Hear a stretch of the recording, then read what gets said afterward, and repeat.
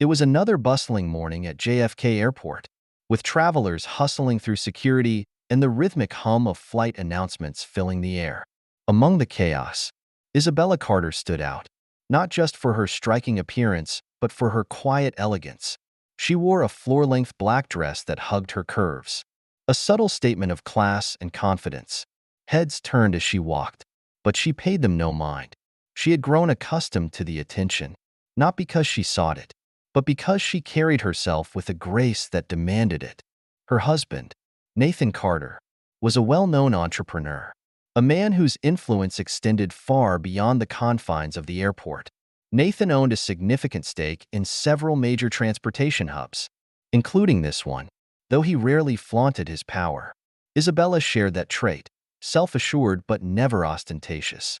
Today, however, that quiet confidence would be tested in a way neither of them could have anticipated.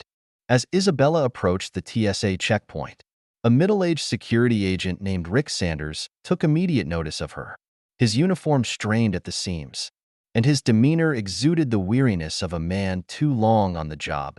But there was something else in his gaze, a smugness, an air of superiority that made Isabella uneasy. She placed her belongings in the bin, preparing to go through the routine screening. "Step aside, ma'am," Sanders barked abruptly, his tone overly formal, almost theatrical. "We need to perform a more thorough check." Isabella frowned but complied, her calm exterior masking a growing unease. "Is there a problem?" she asked, her voice steady. "That dress of yours," Sanders replied, his eyes narrowing, "looks a little too expensive for someone traveling alone. Let's make sure there's nothing you're hiding." Isabella's patience thinned as the agent began rifling through her belongings with an air of entitlement. He rummaged through her purse, pulling out personal items with deliberate slowness. Then, without warning, he reached for the hem of her dress. In one swift motion, he yanked at the fabric, the sound of tearing silk slicing through the air. "What the hell?" Isabella gasped, her hands flying to the now-ruined gown. A long gash ran down the side, rendering the once beautiful dress unwearable. Sanders smirked. "Oops," he said mockingly. "Guess it wasn't as sturdy as it looked." The terminal fell silent as passengers turned to witness the spectacle. Murmurs spread like wildfire, a mix of shock, pity, and curiosity. Isabella stood frozen, the humiliation sinking in. Her chest tightened as she felt the weight of every stare. "You're going to pay for this," she said, her voice low and sharp, anger boiling just beneath the surface. "File a complaint." Sanders replied dismissively.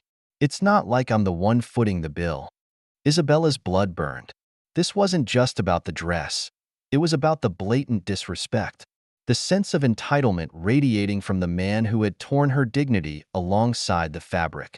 She had seen this before, the thinly veiled prejudice, the arrogance of power unchecked. But today, she wasn't going to let it slide. She pulled out her phone and dialed Nathan's number, her hands shaking with rage. "Nathan," she said as soon as he picked up, "I need you here. Now." His voice sharpened. "What happened?" "A TSA agent tore my dress. In front of everyone." And then he laughed like it was a joke. The silence on the other end was deafening. "I'm on my way," Nathan finally said, his tone cold and measured. "Stay right there." Isabella ended the call, taking a deep breath to steady herself. As the shock began to subside, a fire ignited within her. This wasn't going to end here. "Baby girl, I saw what happened," came a soft voice from behind her. Isabella turned to see an older woman, dressed in a cardigan and sensible shoes, her expression kind but firm. "You didn't deserve that. You've got every right to be mad." Isabella blinked, surprised. The woman continued, "Don't let them get to you. Sugar, if you need a witness, I'll speak up. You're not alone in this." For the first time that morning, Isabella felt a flicker of hope. "Thank you," she said quietly. The woman nodded, giving her hand a reassuring squeeze before stepping aside. Minutes later, the sound of polished shoes clicking against the terminal floor drew Isabella's attention. Nathan stormed into the security area, his tailored suit and commanding presence parting the crowd like Moses at the Red Sea. His jaw was tight, his eyes scanning the room with laser focus. "Nathan," Isabella said, relief washing over her. He didn't waste a second, marching straight to the TSA supervisor, a woman stationed near the security desk. He demanded, "I need to speak with you. Now." The supervisor turned, her expression shifting from confusion to recognition as she saw who was addressing her. "Mr. Carter," she stammered, "what seems to be the issue?" Nathan's voice was ice. "The issue? Your agent tore my wife's dress in front of everyone, then laughed about it. Now, you're going to fix this, or I'll make sure everyone in your department knows exactly how incompetent you are." The supervisor's face paled. "Sir, I'll look into this right away." "No," Nathan cut her off. "We're past that. I want that man fired. Today. And I want a public apology for my wife. Call the media if you have to. I don't care how you do it." Isabella felt a surge of pride as she watched her husband take control of the situation. This wasn't just about her anymore. It was about standing up against the kind of behavior that far too many people had endured in silence. Sanders, who had been trying to slink away unnoticed, froze as Nathan's gaze locked onto him. "You," Nathan said, his voice low and dangerous. "Don't think for a second you're walking away from this." The agent opened his mouth to protest, but Nathan silenced him with a pointed glare. "Apologize to my wife. Now." I didn't mean," Sanders began, but Isabella cut him off. "No," she said firmly. "You meant every word, every action. And now, you're going to face the consequences." As the terminal erupted into murmurs and whispers, an airport spokesperson arrived, attempting to smooth things over.